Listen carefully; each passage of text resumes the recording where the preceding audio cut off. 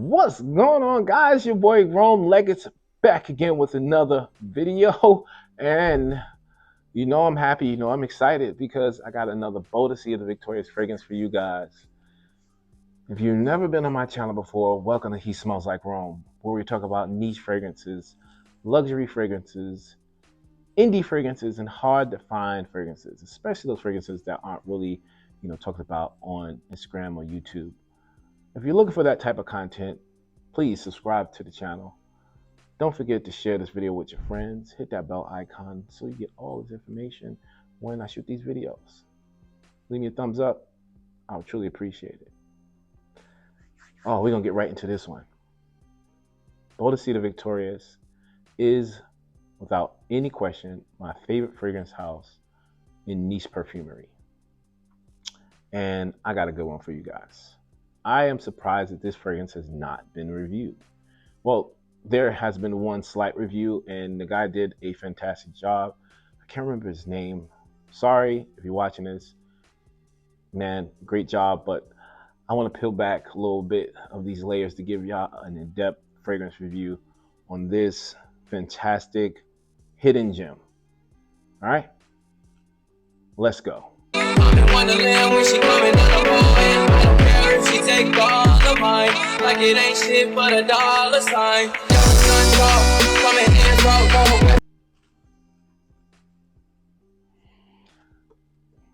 All right, guys, so the fragrance that I'm talking about, you saw the intro, you saw the presentation. It's Boadicea The Victorius Alseif.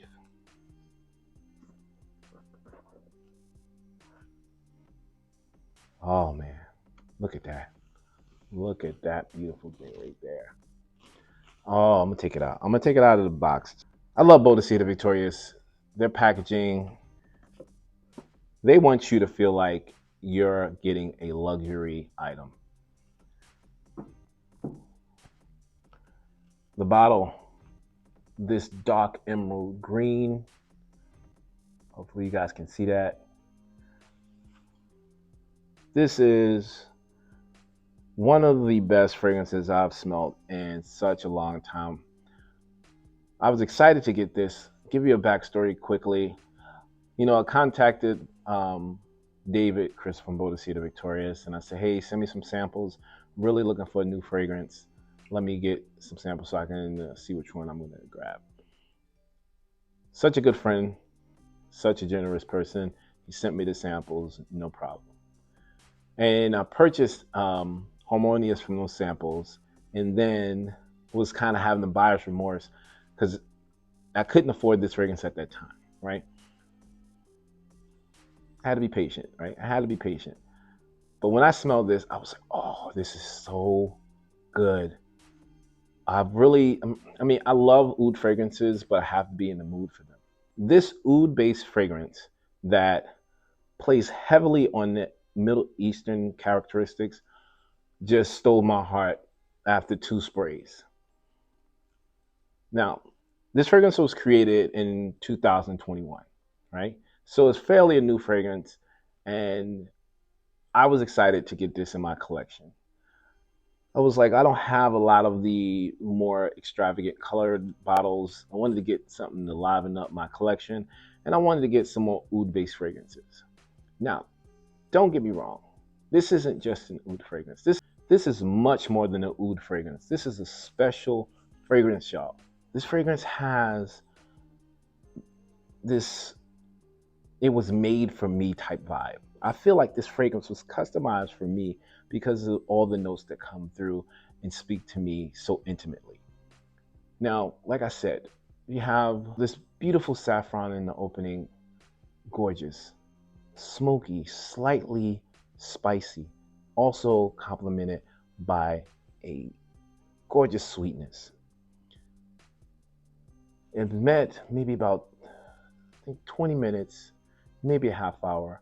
You're gonna get this fruity tropical raspberry, a jammy raspberry that's in the opening is slightly fresh, but maybe about 15 minutes you get that jammy, almost resinous vibe from the raspberry, complementing that saffron just oh so well. Oh man, y'all don't understand. That took me for a surprise. Now, you don't have to wait for the oud because you're about, say, 25, 30 minutes into the fragrance.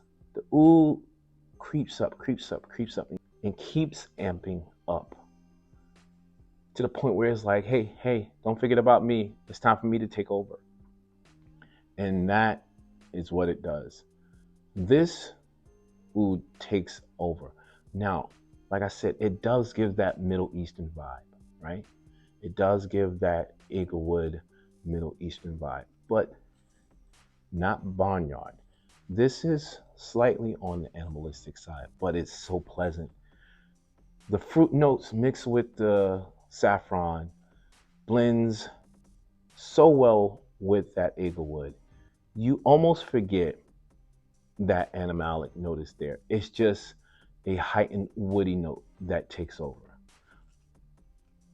But I kind of, if I'm saying this right, I kind of enjoy this version of this fragrance because the Eaglewood is so prominent and so in your face for portions. It's not the whole entire time.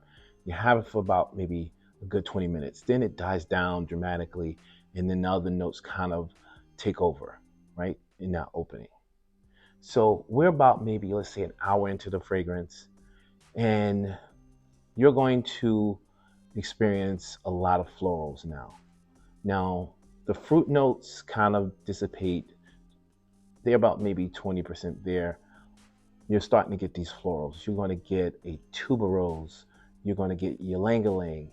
You're going to get a sweet Bulgarian rose, which is probably my favorite part of this fragrance. And this is where it starts to hint towards one of my favorite fragrances in my collection, right? So we have this, and don't take this where you're like, oh, then I don't know why you would buy that fragrance. No, listen to me carefully. This fragrance starts to throw hints of Namur. If you love Namur and you love that over the top oud rose combination, you're going to get tapped on the shoulder with whispers of that. And talking about you looking and you saying, oh man, she's gorgeous. She is bad. And then you turn around, you start talking to your boys, and she tap you on your shoulder, and you can't believe this gorgeous woman has come up and introduced herself to you. That's this part of the fragrance for me.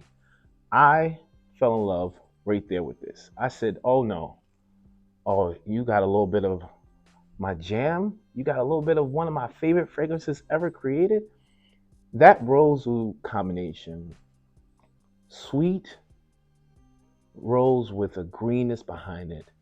The petals of this beautiful floral bouquet of Bulgarian rose. If you understand, Bulgarian rose is the only rose I've ever smelled that has a sweet jamminess combined with green-like floral petals. Oh, fantastic.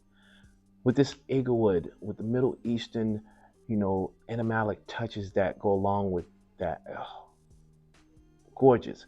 But the trick about this fragrance compared to Namur is a beast mode. This is very refined, very calm. If you're looking for the king of rose oud combination, that's Namur. If you're looking for the prince, or maybe the next in line to take the crown, that's this right here. Now everyone wants to smell like rose and oud all day. You want a little bit of something else mixed in the pot. And this is where I think this is the perfect solution for that. So we're into the middle of the fragrance, right? And you get a little bit of this creamy citrus kind of vibe. Combined with the rose, combined with the Eaglewood, and that is a magnolia. So this magnolia has a orange creaminess with the floral aspects that is now holding hands with the rose. And this now is saying we're not going to stay on this masculine, suave man side. We're not going to stay in the GQ side. We're going to allow the women to get a little bit of fun with this one. Yeah, those floral notes are definitely bringing this to the unisex side. Now, don't get me wrong. This is leaning way, way further to the masculine side. But I can see a woman pulling this off if she's confident enough. We travel a little bit more down to, let's say, 6-7 hour mark. And you know who's knocking on the door again, which surprised the mess out of me? That raspberry note. That raspberry note was like, hey, I'm not going anywhere. Come on, I'm back. Come on back. I still got some work to do. That jamminess that I was talking to you about, lay that on top of the rose. Lay that jamminess on top of the rose. Now you have a sweet, fruity, floral Eaglewood fragrance that lends a little bit of spices to the fragrance. And those floral notes come alive even more. We get, in my opinion, a little bit further down, and you would think that this fragrance would die at some point. Nope. It doesn't shout. It's never yelling. It's never even stomping his feet to make you aware of it. It's just there. You know it's there, and it stays there. If we had to say the meter was 100 was the most, we're around 55 to 65 of how much this projects off of your skin.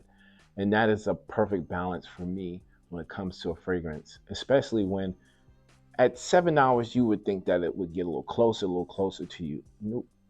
This thing is projecting probably at least a foot and a half away from you. And the level of perfume that comes off of you, I don't think dies until around the 8 hour. And it's not a lot. It's still just wafts. But it's so pleasant. This is, you ever have buyer's remorse? When you get a fragrance, you're disappointed. It's me, when I have fragrances that I'm disappointed in because the performance isn't what I would expect, especially with the price point. This did not disappoint. Now, that's my skin. I'm not going to tell you what it is on yours. I always tell people, if you're wearing a fragrance and you want it to last long, spray your fragrance, then lotion yourself up with an unscented lotion, then spray yourself again. That's just how I do it. I would obviously wash up before that, but you know what I mean. All right, let's move right along. Let's go on to the base of this fragrance. So we get down to the base of the fragrance. We're maybe around the 9 hour mark. I'll say between 8.5 to 9 hour mark, where the base of this fragrance is, for lack of a better word, this is a lion. This is a roaring lion when it comes to the base of this fragrance. I'm here. I'm not going anywhere. Get out of my way. What I mean by that is you have some heavy note. You have an animalistic musk. You have a sweet vanilla. Now, truth be told, that vanilla does not come at all in this fragrance until the dry down, which I was surprised about. You have this Eaglewood that also complements the animalistic note of the musk. The vanilla heats up all that wood and musk and comes off with a sweet funk. Now, that might be not the best word to come off when I say fragrance, but a good body odor smell. It's not like a funky smell. No, this is a good smell. It's a pleasant smell. Now, I might be crazy, but I tell you, if you like oud fragrances, if you like Middle Eastern fragrances, if you like tropical notes mixed with floral notes, this is what you need to grab. Oh my gosh, it's so fantastic. I gotta spray this because I need to smell this again. I haven't even sprayed it, and I can show you what the sprayer looks like.